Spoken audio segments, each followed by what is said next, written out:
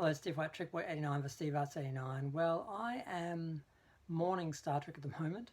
I just became aware that the final vestiges of the original Star Trek canon, which were surviving in the expanded literary universe, were killed a year or so ago. I didn't realize this had happened. And I just don't understand why CBS, Paramount, Bad Robot, Secret Hideout, why they don't just embrace a multiverse. Why can't we have the original era Star Trek, the original canon Star Trek, which the first original series, Next Generation, Deep Space Nine, Voyager, Enterprise, and all the movies before the 2009 film were made in? Why we can't have that universe? Why we can't have that universe and the mirror universe and the disco verse and the alternative Kelvin timeline in the disco verse? Or I'm still not sure if that the prime universe is the same universe as the disco verse, because they've got timelines within universes which are alternative to other universes. So it's a mess. And to try and sell that as one unified, one product is just a mess. Why they don't just embrace the multiverse idea and just leave the original Star Trek alone, continue to make product for it, maybe even continue on with productions in the future, allow comics and books to continue that, keep that time period alive and allow people to continue to escape into that universe and that time period that they love. And then allow the other shows to continue on with their own universes, which can do whatever they want because they don't need to fit into that other universe. This would seem to be the smartest thing, the most freeing thing. But instead of doing that, they are so obsessed. I don't understand. They've got this idea that there can only be one IP. And somehow, if you acknowledge that they're actually using a different IP and a different copyright and it's not the same universe, that somehow it will invalidate the new show, or fans won't follow it. We've already, that ship has already sailed. That starship has gone to warp, and whoever's going to watch new Star Trek is going to watch new Star Trek, because either they never liked Star Trek in the first Star Wars, or they never knew what Star Trek was and can't tell the difference, or they don't care, or they can watch both. They can enjoy the original and enjoy the new, Star Wars Trek. I don't know what to call the new shows. It's just really, it's just a mess. I just don't understand why they didn't just embrace the multiverse idea. Because I know originally when they were creating the film, they thought that they could work within a timeline within the canon universe, and they were told, no, you can't use the canon universe at all. You have to create your own universe, your own prime universe, which is why they copyrighted the prime universe, because they had to distinguish the two.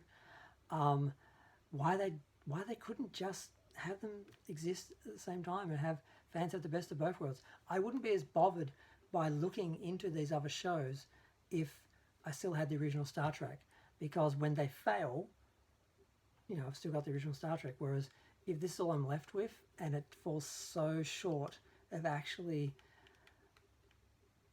being Star Trek, it's I watch Star Trek to be inspired, to see a future I want to live in, to see a future where all our problems are solved and we're going off into the universe and dealing with other people's problems and fixing their problems and helping them and sharing and learning and so forth from other advanced cultures. And that was what Star Trek was about, and that was the intellectual science fiction element of the show. And unfortunately, a large part of the population couldn't handle that. All they could handle is contemporary drama in space, or basically cowboys and Indians in space, like just goodies and baddies. And that started with the Wrath of Khan, when they distilled Star Trek down into just, Harv Bennett, I think, looked at the whole series, and out of all that he got one episode with Khan, one easily defined supervillain that Kirk bet, and that's Star Trek, goodies and baddies, cowboys and Indians in space, basically. And then on the big screen as submarine, or sort of hornblower pirate ships, that sort of nautical sort of style. But so we've been stuck in that since the late 80s. But Gene Roddenberry took over Star Trek again with Next Generation. We got a couple of years of pure Star Trek out of him again before he got sick, and then the people in charge started turning Next Generation into just a generic drama in space and generic sci-fi show in space. And the sound, the music, was dulled down. The lighting was standardized. The stories were all standardized when it started to become same. And Then they put war and religion back in Star Trek because that's contemporary issues that people can relate to, instead of giving us the future that was free of all that stuff, which people escaped to. It's been a mess for a while, but why at this point they couldn't have just embraced the multiverse that way, a multiverse, that way they could tell all these different stories for all these different audiences, instead of having to destroy one in favor of the other. Like, there can be only one. Like, we can't sell our product if there's a competing IP, so ours has to be the only one that exists.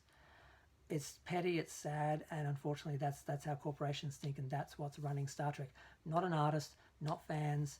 Fans keep it alive, but the corporations are running it, and that's why it's just a mess and sad.